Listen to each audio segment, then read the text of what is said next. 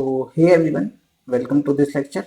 And in this lecture, we will cover what are our linear search and how it works. So, let's start. So, linear search क्या होता है? हमारा एक searching algorithm है हमारा linear search, जो basically हमारे एरेज में, तो लिख लेते हैं, ये एक सर्चिंग एल्गोरिथम है। ये हमारा एक सर्चिंग एल्गोरिथम है जो क्या करता है, हमारा जो फाइंड्स और search elements in array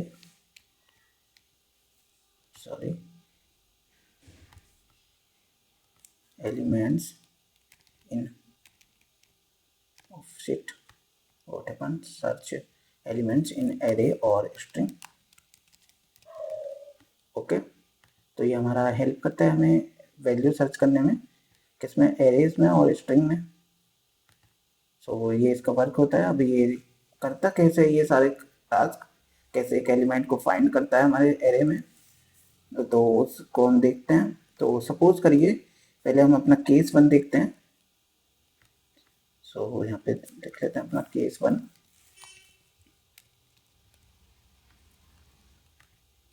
so case 1 में क्या होता है, हमारा जो, ऐसे समझिए कि एक हमारे पास एरे है, ARR नाम का कोई एक एरे है हमारे पास, और जो कि कुछ इस टाइप से एलिमेंट कंटेन करे हुए हैं। उसमें कोई एलिमेंट है 2, 4, 3, 8 और 1। ओके, अब हमें क्या करना है, एक इसमें टारगेट एलिमेंट ले लेते हैं जो कि हमें सर्च करना है। तो सर्च क्या करना है, सपोज करिए हमें 3 को सर्च करना है। ओके, सो 3 को कैसे सर्च करेगा, लीनियर सर्च हमारा, वो देखते हैं। तो इनके इंडेक्स क्या होते हैं, 0, 1, 2, 3, 4। तो लीनियर सर्च क्या करेगा, पहले जाएगा हमारे फर्स्ट इंडेक्स से स्टार्ट करेगा। ओके, अगर फिर चेक करेगा कि ये जो हमारी वैल्यू है, इसको इस टाइप से चेक करेगा, इफ जो हमारी टारगेट है, जो हमारा टारगेट है, क्या वो इक्वल इक्वल है, जो इसको सपोज करिए आई मान लेते हैं, क्या वो एरे ऑफ आई के इक्वल है। ओके, यहाँ पे चेक करेगा 3 और 2 क्या इक्वल है, नहीं है इक्वल, तो फिर से आगे जाएगा, फिर चेक करेगा एरे ऑफ आई और ये 3 और 4 इक्वल है, नहीं है इक्वल, फिर यहाँ पे जाएगा, फिर देखेगा क्या ये इक्वल है, जी हाँ ये तो इक्वल है, तो क्या रिटर्न कर देगा, हमारा रिटर्न कर देगा हमारे आई को। इस केस में आई क्या है, 2 है, तो हमारा 2 रिटर्न कर देगा। तो सिंपल ये काम कर रहा है कि 1 बाय 1 हर इंडेक्स में स्टार्ट से एंड तक जाके देख रहा है, जब तक कब तक जा रहा है, तब तक हमारा जो एलिमेंट हमें फाइंड करना है वो मिल नहीं जाता। जब ये एलिमेंट मिल जाएगा, मैं 3 यहाँ पे फाइंड कर लिया, तो ये हमारा 4, 8 पे नहीं जाएगा, जो हमारा थर्ड इंडेक्स है वहाँ पे नहीं जाएगा, और ये यहाँ से ही एग्जिट कर देगा। ओके, एग्जिट कर देगा। सो ये इसके आगे जाएगा नहीं, यहाँ से ही एग्जिट कर देगा। तो ये हो गया हमारा केस 1। अब देखते हैं हमारा केस 2। केस 2 में क्या हो रहा होता है, सपोज करिए हमारा जो एक हमने एरे बनाया है, उसमें वो वैल्यू प्रेजेंट ही नहीं है, जो हमने एरे बनाया था, लाइक यही था। तो कुछ ऐसे मान लीजिए, एक और कॉलम मान लीजिए, 2, 3 एंड 5, 8 और 1, 8 एंड ये हो गया हमारा 1। ओके, तो और हमारा ये एरे है, और हमें क्या है, हमें फाइंड करना है हमारा टारगेट। इस बार क्या ले लेते हैं हम, अपना जो टारगेट है वो ले लेते हैं हम अपना इस बार 4। तो इस केस में हमारा जो एलिमेंट टारगेट है वो है हमारा 4। तो 4 को हमें सर्च करना है, बट हमारे जो एरे में है वो 4 है ही नहीं, हमें पता है कि 4 प्रेजेंट ही नहीं है। तो ये जब भी लीनियर सर्च क्या करेगा, स्टार्ट करेगा 0th इंडेक्स से, कंपेयर करेगा 4 और 2 को, नहीं है तो फिर आगे बढ़ेगा, फिर आगे जाएगा, फिर कंपेयर करते हुए आगे जाएगा, और ऐसे करते करते लास्ट इंडेक्स पे आ जाएगा। तो लास्ट इंडेक्स पे भी कंपेयर करेगा, तब भी उसे हमारा जो एलिमेंट है वो नहीं फाइंड कर पाएगा। तो उस केस में क्या रिटर्न कर देगा, वो रिटर्न कर देगा हमारा -1। ओके, तो ये हो गया हमारा केस 2। कि जब हमारा जो एलिमेंट है वो फाइंड नहीं कर पाएगा, नहीं मिल पाएगा, उसमें एरे में कंटेन नहीं होगा, तो उस केस में -1 रिटर्न हो जाएगा। तो एक और देखते हैं हमारा केस 3 को। तो केस 3 में क्या हो रहा होता है, हमारा जो केस 3 है, सपोज करिए आपके पास एक एरे है और उसमें क्या हो रहा है, ये 1 2 1 एंड 5 कंटेन कर रहा है और एरे। ओके, तो उस केस में हमारा टारगेट जो एलिमेंट है वो क्या है, हमारा 1। ओके, अब तक क्या हो रहा था, हमारे जो भी एलिमेंट था वो एक सिंगल वैल्यू था और कोई भी मल्टीपल वैल्यूज नहीं थी। बट इस केस में क्या हो रहा है, 1 जो है हमारा दो जगह प्रेजेंट है। तो लीनियर सर्च वर्क कैसे करता है, यहाँ पे जाएगा, पहले कंपेयर करेगा, वैल्यू इक्वल है, अगर यहाँ पे हमारी वैल्यू इक्वल मिल जाती है, टारगेट और हमारा एरे ऑफ आई इंडेक्स पे वैल्यू मिल जाती है, तो यहीं से रिटर्न कर देगा हमारे आई को। ओके, रिटर्न कर देगा हमारे आई को। तो फिर इस वाले वन का क्या, हमारा जो भी हमारा एल्गोरिथम वर्क करता है वो आगे जाएगा ही नहीं, जो भी हमारा फर्स्ट लेफ्ट मोस्ट डिजिट मिल जाएगी उसी के इंडेक्स को रिटर्न कर देगा, हमारा आगे चेक नहीं करता, उससे फर्क नहीं पड़ता आगे 1 वन है 4 वन है और जितने भी वन है वो उनको स्किप कर देगा।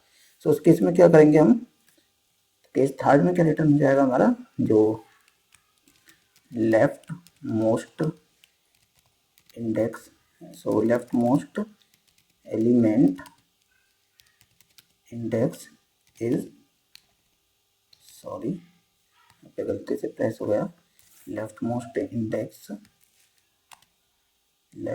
Element index is return. Okay, यहाँ पे मैचिंग डाल देंगे, element index is return. Okay, तो इसमें ये होता है हमारा केस 3 भी यहाँ पे एंड हो जाता है। सो इस तरह से हमारा ये वर्क करता है। अब इसको इम्प्लीमेंट करके देख लेते हैं अपने एक्लिप्स पे, कोड में, जावा में। सो यहाँ पे हम एक्लिप्स में आ चुके हैं, ये हमारी क्लास है लीनियर सर्च और ये हमने मेथड बना लिया, मेन मेथड। तो हम एक अब अपना मेथड बनाते हैं जो कि है हमारा लीनियर सर्च का, public static void, sorry, linear search. Okay, so इसको स्मॉल कर देते हैं इसको। सो यहाँ पे क्या लेते हैं, एक इनपुट क्या लेना है हमें यूजर से, एरे, और दूसरा क्या लेना है हमें, टारगेट। ओके, तो हमने दोनों इनपुट ले लिए, हमें एक एरे चाहिए होगा और एक चाहिए टारगेट। ओके, तो उसमें क्या कंडीशन चेक कर लेते हैं हम, पहले हमें पूरे एरे को ट्रैवर्स कर रहे होते हैं, स्टार्ट फ्रॉम 0 इंडेक्स, और कहाँ तक करते हैं, जो भी हमारे लास्ट तक, जो भी हमारे एरे का साइज है। ओके, तो इसे इंक्रीमेंट करते रहेंगे और फिर उसमें कंडीशन क्या चेक कर लेते हैं। चल देखिए, फर्स्ट केस में हम जो कंडीशन चेक कर लेते हैं, क्या कर लेते हैं, इफ जो हमारा टारगेट है अगर इक्वल है एरे ऑफ आई की, तो रिटर्न कर देंगे हम अपना आई। तो इसी चीज को हम यहाँ पे कोड में लिखते हैं, इफ अगर हमारा टारगेट इक्वल है एरे ऑफ आई की, तो हम रिटर्न कर देंगे आई को। ओके, और ये हो जाएगा हमारा आई को रिटर्न कर देंगे।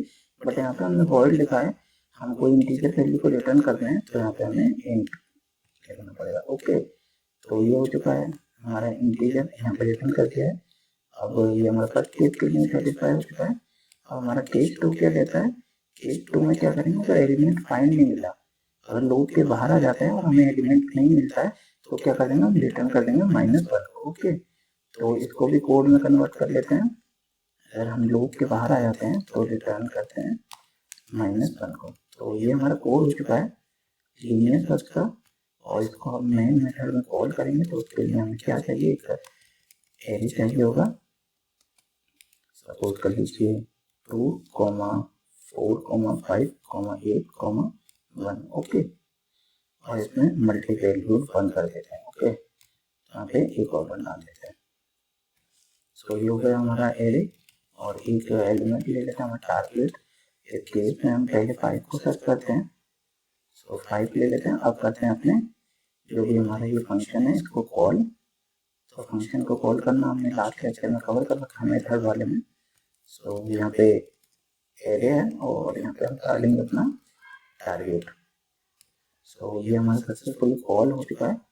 अब इसको हम अगर रन करेंगे तो आप देखोगे कि कुछ भी हमारा आउटपुट प्रिंट नहीं होगा। देखिए कुछ भी यहाँ पे हमें दिख नहीं रहा है। ऐसा क्यों? क्योंकि यहाँ पे जो वैल्यू रिटर्न कर रहा है ये हमने इस फंक्शन से प्रिंट नहीं कराई है। तो ये आपको खास करके बात ध्यान रखनी है, जब भी आप किसी फंक्शन को कॉल करते हैं तो अगर वो कोई रिटर्न करता है वैल्यू तो उसको प्रिंट कराना चाहिए।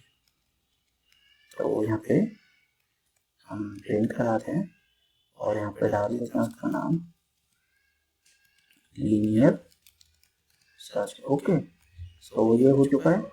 और अब इसको अगर हम रन करते हैं तो ये क्या आउटपुट दे रहा है हमारा 2, क्योंकि 0 पे हमारा 2 है प्रेजेंट एंड 4 जो है हमारा फर्स्ट इंडेक्स पे है एंड 5 जो है हमारा सेकंड इंडेक्स पे है।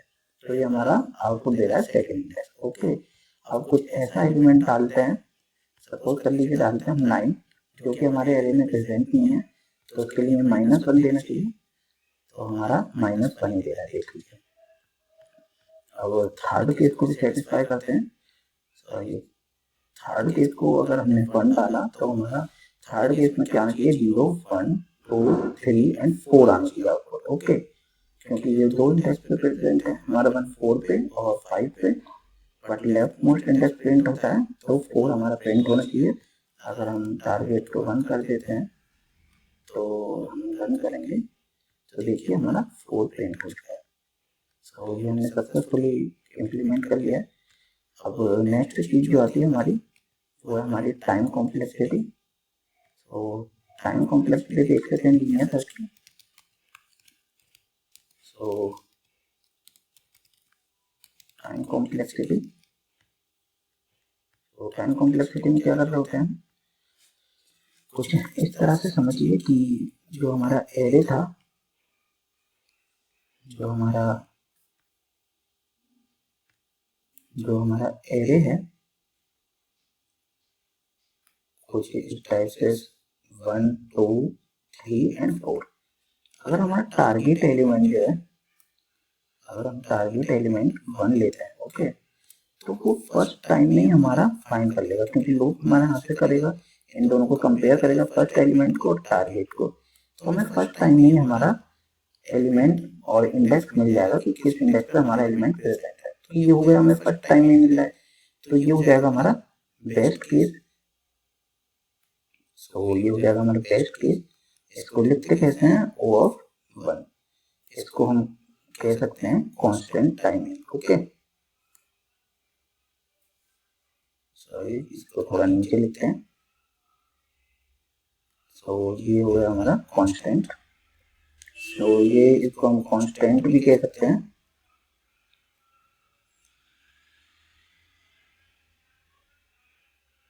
ओके, तो ये कांस्टेंट हो जाती है। और सपोज करिए इसमें हम अपना सर्च करते हैं फोर्थ एलिमेंट को, तो वर्स्ट केस क्या होगा कि फोर्थ एलिमेंट जो हम सर्च करेंगे वो 1 by 1 कंपेयर होकर सबसे लास्ट में जाके हमें मिल रहा होता है।